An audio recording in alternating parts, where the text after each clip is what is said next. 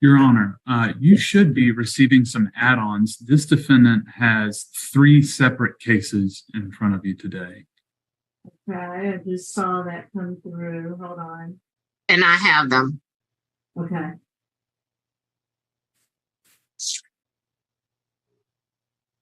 There's two add-ons. Yes, ma'am.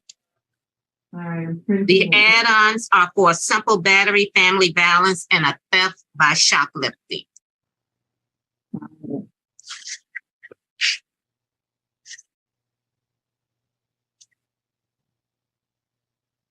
It seems this guy has been very busy.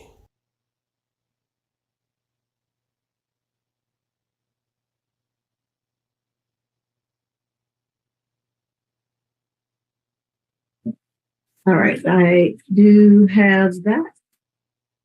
So, Your Honor, would you like me to present each case individually? Do you want to just run through the whole gamut at once? Let's run through them at once, but they are 3 different victims. Correct. They are. 3 different victims, 3 different dates. Right, I see 7/10, 7/19, and 8/29. That's correct, Your Honor. Well, we can go in order. I'll call them all, and then let's start with the first one at 7/10. This is Brandon Harris. You have 3 cases. The first one being 23 CR 005461E, which is 1 count of theft by shoplifting on July the 10th of 23. The second case is 23 CR 005463E, theft by shoplifting on July 19th. And then the third case is 23 CR 005462E, and that's 1 count of simple battery, family violence, 8/29/23. If everyone's okay with it, I'd like to go through all at once. I think I can keep them compartmentalized, if you all don't mind. I think that'd be easiest, Your Honor. Okay, go ahead. Oh, well, pretrial first. Let me do pretrial. We got 12 total. Last arrest was 4 days ago. Misdemeanor possession of marijuana out of Clayton County. On probation in the cab for burglary, criminal damage to property, 2nd degree. Also for robbery. This dude is clearly a career criminal, and it seems he needs to find a new occupation because he keeps getting caught. Driving without a valid license, theft by receiving, obstruction, and fleeing an officer.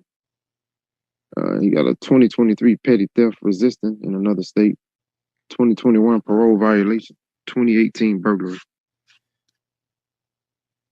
All right, state. So, Your Honor, 3 incidents. The first incident, July 10th. It's a shoplifting. Officers responded to a shoplifting. The victim store owner, Mr. Patel, showed the officers security footage of the theft carried out by the defendant and another female. Defendant ran out of the store with 4 liquor bottles totaling $449 in value. The defendants fled the location in a red 2015 Mazda 6 bearing the Georgia temporary tag, which will become relevant for identification. The second matter, July 19th, officer responded to a shoplifting call, different location, met with the victim store employee, Miss Shin. She stated the defendant entered the store, completed 2 transactions with cash, came up for a 3rd transaction, and when asked why he was splitting up the transactions, he fled that store with 2 liquor bottles valued at $210. The victim showed the officer security footage of the defendant fleeing in a red Mazda 6.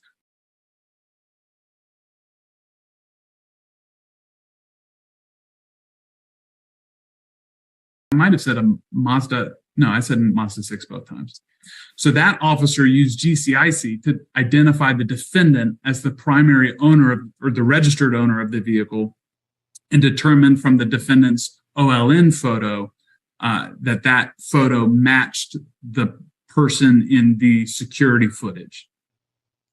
The last instance, Your Honor, is August 29th, In that matter, officers responded to a domestic dispute. They met with the victim, who stated that her live-in boyfriend pulled her out of the house by her head or her hair, telling her it was time for her to leave. The victim and the defendant have been in a relationship and lived together for several years, and the victim was able to identify the defendant by his driver's license photo. I'll also note in that case, Your Honor, relevant to state's concern about reoffense, the domestic violence investigator noted that a 911 call was made from the victim's cell phone a few days prior, and the caller on that 911 call claimed that she was being strangled. When officers arrived, there were at least 3 people in the home. 2 of them were the victim and this defendant, and the officers were able to corroborate some other matters from that 911 call, but in the end, the victim denied being the caller, so an arrest wasn't made. So, Your Honor, there's 2 bonds set. On the July 10th matter, there's a $1,500 surety bond. On the matter on the 19th, there's a $1,000 surety bond. And on the matter just from last month, there's no bond set. The state's requesting that you maintain the 2 bonds that are set and order no further contact and stay away from those employees and those locations. On the 3rd matter, the state's requesting a $2,000 surety bond, no further contact with that victim, and a stay away from that address. And Your Honor, we would just note the high risk of reoffense, both from the defendant's history and from the fact that it's stated that he lives with that victim. Okay. I don't believe I have anything further, Your Honor. All right. Except that I would like to sound for Miss Utsi. Miss Tamara Utsi is the victim in the 3rd case, who I believe is raising her hand under a different name. Okay, Tamara Utsi. Okay. Avriana McBurrows, is that who that is? Yes. Can you unmute yourself? Yes, I'm sorry. All right, tell me your name. Tamara Uzi. Okay. And do you wish to address the court today? Yes, ma'am. Okay, raise your right hand so I can swear you in.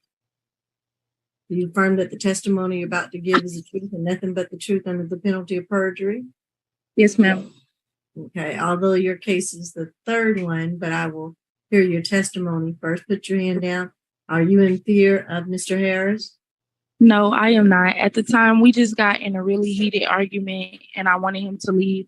So I lied to the authorities and I told them that he hit me when he didn't because I wanted him to leave my house at the time.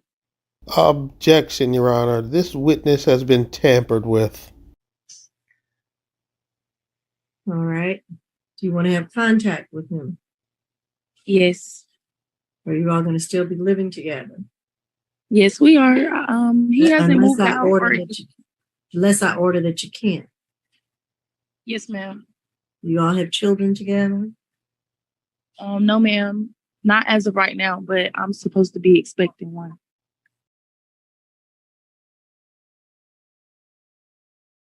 Supposed to be, or you are? I'm expecting one. I'm sorry. Okay.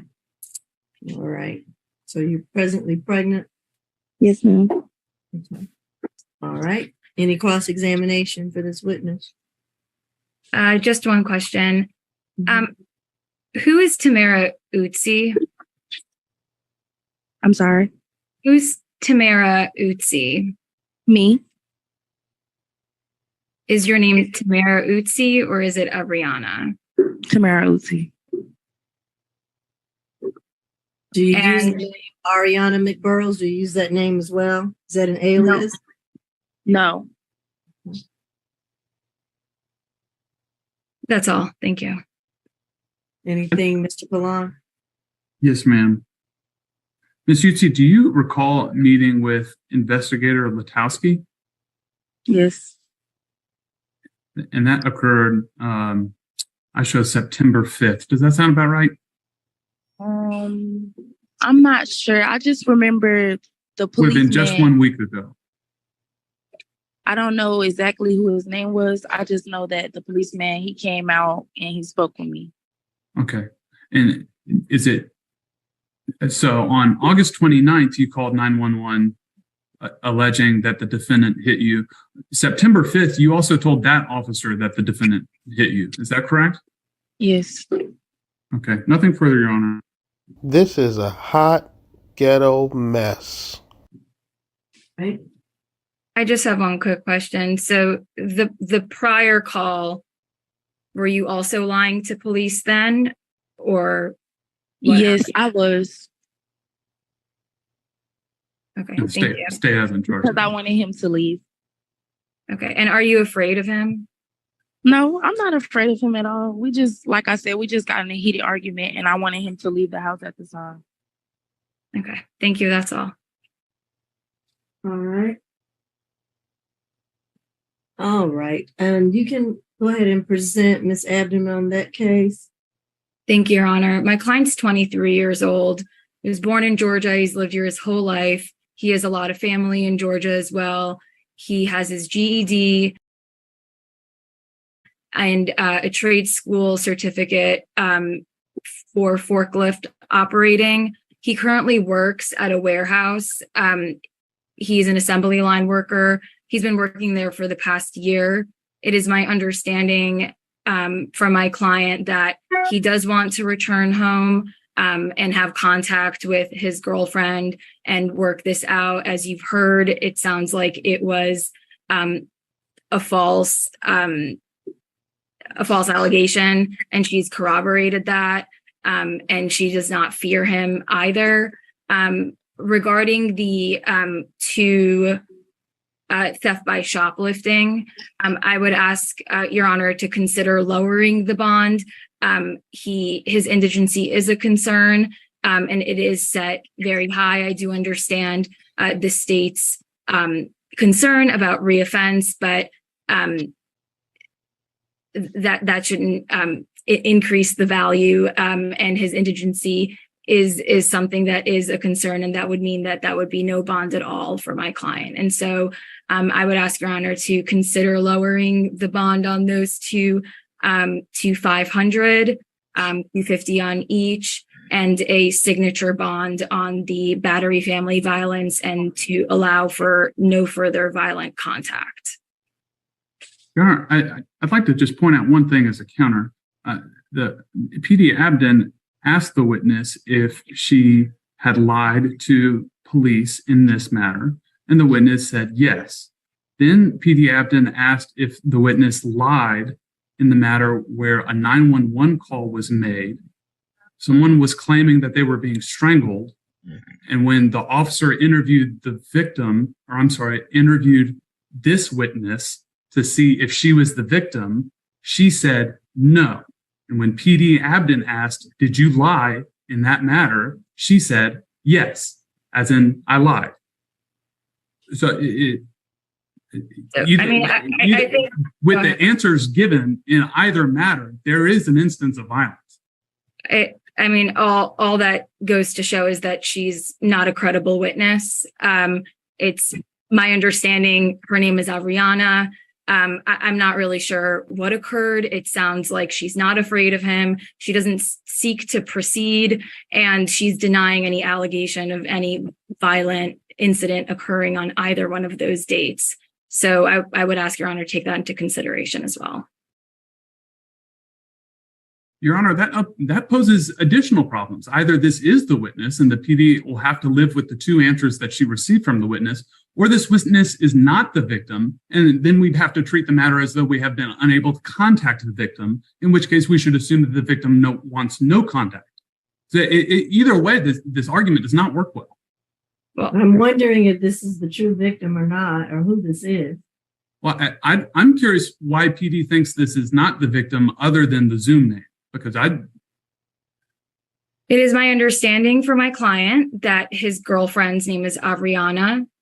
It appears she goes by a different name as well. That is where my confusion lies. And I understand the concerns. However, this is not the trial. We're just trying to set bond. We'll have an opportunity Don't to worry, look this at isn't the a trial facts of the. argument. Well, it's getting a little bit too much into the facts, in my opinion, and I really would ask Your Honor to take all that into consideration and grant my client a fair bond on these 3 cases. Your Honor, if the PD is alleging that this witness is not the victim in this case, then I think it's paramount the court treats it as though the prosecution has been unable to contact this victim, that this victim suffered violence and does not want contact with this defendant. She just That's what the PD is alleging. identified herself as the victim. What I'm trying But you're saying she's not. Does she No. have an ID? Do you have an That's not what ID? I said. Do you have an ID with you? Miss McBurrows or Miss? I'm sorry. No, I do not at the time. You're in a vehicle and you're driving and you don't have an ID? I'm not driving. I'm sorry. You're in a vehicle. Yes. Are you a passenger? No, I'm not pulling off either. I'm sorry? I said no, and I'm not driving either. But how did the vehicle get to where it is if you're not driving it or you're not a passenger? Somebody else drove it, left it, and you're just sitting in it? No, somebody else drove, and I'm sitting at Walmart. Excuse me, ma'am, but if somebody else drove, then that would mean that you are the passenger. This lady is clearly confused, and this is why Zoom courts are not too good, because these people are questioning whether this lady is a true victim. They wouldn't have to do that if this was an in-person court hearing, because then they would be able to see the victims or this person's ID and see if they truly are the person that they're stating they are. So this case is a bit confusing. I'm very curious to see what the judge is going to do here. That's what I just asked you. I don't know that I find your testimony credible. They didn't leave the vehicle, is what I'm saying. The Okay, but store. I don't know who you are. You have no ID on you. No, I do not. Your Honor, if I may. I understand what everyone is saying. I think the state's position at this point is obviously Your Honor is going to determine a bond that Your Honor feels is fair and reasonable. We are asking in regards to the stay away and the further contact, that there be no further contact in the stay away order, because at this point, apparently no one can make heads or tails of who is who and which person is speaking to us, and if that we're not able to even verify this is the victim at this point. Mm-hmm. And so at this time, to be on the safe side, I believe that whoever the victim is in our case needs to appear before a court with the proper identification, and then a bond modification can be done at that time. Once we have addressed we are actually speaking to the right individual. I agree. Yeah. Wouldn't object to that either. Okay. Thank you. So let me do this. Since this is the victim on the 3rd case, we'll go out of order a little bit, not to confuse everyone with this 3rd case. I guess it's case number 1 with Brandon Harris, which is the one ending in the 5462E. Let's just go with this case, which is a simple battery family violence. On this matter, I will grant the $2,000 surety bond. I will order no further contact with the victim as we know it, Ms. Utsi. A stay away from the incident location or that address. And I guess they cannot live together, obviously. I'm ordering no further contact between the alleged victim and the defendant, Brandon Harris, in this case. No drugs, alcohol, weapons, or guns while on bond. So that will clear up the add-on case, correct? Yes. And then the other case. All right, excuse me, Judge, can you please repeat your bond again? I'm sorry, $2,000 surety bond. And that's for simple battery? Yes, that's for the simple battery, correct. Okay, thanks. Yeah. And then the next case, which will be number 2 add-on, the theft by shoplifting, Indian 5463E, where the victim in that case is Miss Shin. Is that correct? Yes, Your Honor. I'm going to order the $1,000 surety bond, a stay away from the liquor store or the incident location, and no further contact with the victim, Miss Shin. All right. And then the third case, which is on the regular calendar, position 3, I'm going to order on that theft by shoplifting,